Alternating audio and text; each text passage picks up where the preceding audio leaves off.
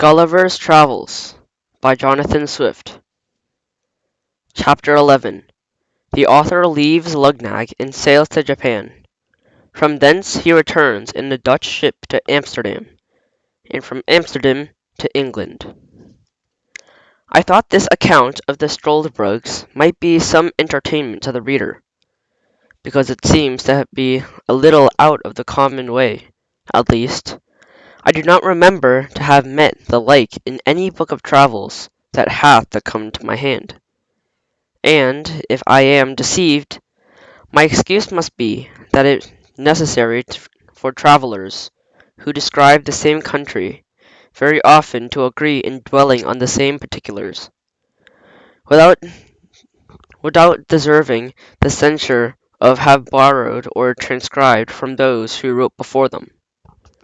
There is indeed a perpetual commerce between this kingdom and the great empire of Japan, and it is very probable that the Japanese authors may have given some account of the Struldbrugs, but my stay in Japan was so short that I was entirely a stranger to that language, that I was not qualified to make any inquiries. But I hope the Dutch, upon this notice, will be curious and able enough to supply my defects. His Majesty having often pressed me to accept some employment in his court, and finding me absolutely determined to return to my native country, was pleased to give me his license to depart, and honoured me a letter with a recommendation under his own hand to the Emperor of Japan. He likewise presented me with 444 large pieces of gold, this nation delighting in even numbers, and a red diamond, which I sold in England for £1,100. On the 6th day of May 1709, I took a solemn leave of his Majesty and all my friends. This prince was so gracious as to order a guard to conduct me to Langenstall, which is a royal port to the southwest part of the island. In 6 days I found a vessel ready to carry me to Japan, and spent 15 days in the voyage. We landed at a small town called Zamoshiki, situated on the southeast part of Japan. The town lies western point there in a narrow strait, leading northward into a long arm of the sea, upon the northwest part of which Yedo, the metropolis, stands. At landing, I shewed the custom-house officers my letter from the King of Luggnagg to his Imperial Majesty. They knew the seal perfectly well, and it was as broad as the palm of my hand, and impression was, a king lifting up a lame beggar from the earth. The magistrate of the town, hearing of my letter, received me as a public minister. They provided me with carriages and servants, and bore my charges to Yedo, where I was admitted to an audience, and delivered my letter, which was opened with a great ceremony, and explained to the emperor by an interpreter, who then gave me notice by his Majesty's orders that I should signify my request, and whatever it were should be granted for the sake of his royal brother of Luggnagg. This interpreter was a person employed to transact affairs with the Hollanders. He soon conjectured my countenance that I was a European, and therefore repeated his Majesty's command in Low Dutch, which he spoke perfectly well. I answered, as I had before determined, that I was a Dutch merchant, shipwrecked in a very remote country, from whence I travelled by sea and land to Luggnagg, and then took shipping from Japan, where I knew my countrymen and often traded, and with some of these I hoped to get an opportunity of returning into Europe. I therefore most humbly entreated his royal favour to give order that I should be conducted in safety to the Nangasag. To this I added another petition, that for the sake of my patron the King of Luggnagg, his Majesty would condescend to excuse my performing the ceremony imposed on my countrymen from trampling upon the crucifix. because I had been thrown into his kingdom by my misfortunes, without any intention of trading.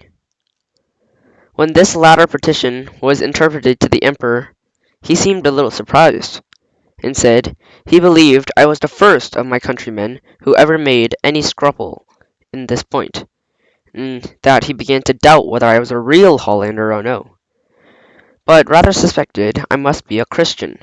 However, for the reasons I had offered, but chiefly to gratify the King of Lugnag by an uncommon mark of his favour, he would comply with the singularity of my humour, but the affair must be managed with dexterity, and his officers must be commanded to let me pass as it were by forgetfulness. For he assured me that if the secret should be discovered by my countrymen, the Dutch, they would cut my throat into the voyage. I returned my thanks by the interpreter for so unusual a favour, and some troops being at the time on their march to Nangasak, the commanding officer had orders to convey me safe thither, with particular instructions about the business of crucifix. On the 9th day of June, 1709, I arrived at Nangasak, and after a very long and troublesome journey, I soon fell into company of some Dutch sailors belonging to Amboyana of Amsterdam, a stout ship of 450 tons. I had lived long in the Holland, pursuing my studies at Leyden, and I spoke Dutch well. The seamen soon knew whence I came last. They were curious to inquire into my voyages and course of life. I made up a story as short and probable as I could, but concealed the greatest part. I knew many persons in Holland. I was able to invent names for my parents, whom I pretended to be obscure people in the province of Gelderland.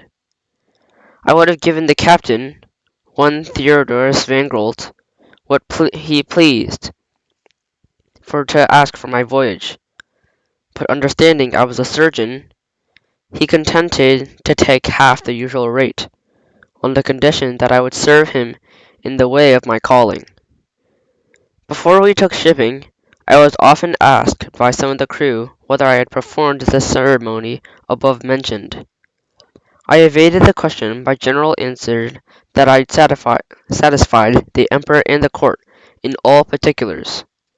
However, a malicious rogue of a skipper once to an officer, in pointing to me, told him I had not yet trampled on the crucifix, but the other, who had received instructions to let me pass, gave the rascal 20 strokes on the shoulder with a bamboo, after which I was no more troubled with such questions.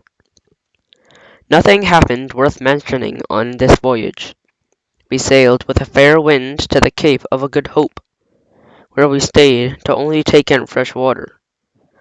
On the 16th of April we arrived safely into Amsterdam, having lost only 3 men by sickness in the voyage, and a fourth who fell from the foremast into the sea, not far from the coast of Guiana.